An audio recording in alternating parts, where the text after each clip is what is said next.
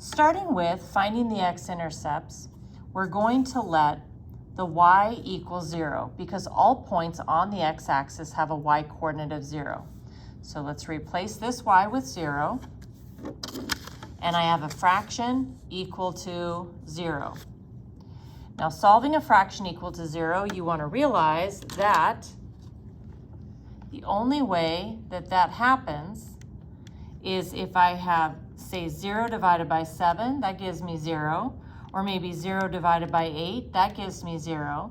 Fractions equal 0 when the numerator equals 0. We don't want to have the denominator equal 0 because that is undefined.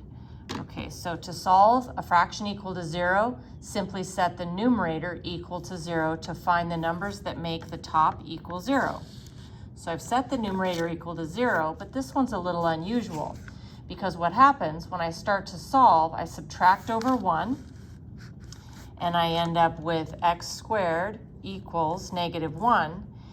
You try to get rid of the squared by square rooting, and when you take the square root of a negative number, you have no real solution. So it turns out in this particular one that we do not have any x-intercepts. Now, finding the y-intercepts or intercept is very straightforward. To find the y-intercept, all points on the y-axis have an x-coordinate of 0. So I go in and replace my x's with 0 and simplify. 0 squared plus 1 is 1, and 0 squared plus 3 is 3. So my y-intercept ends up being 1/3.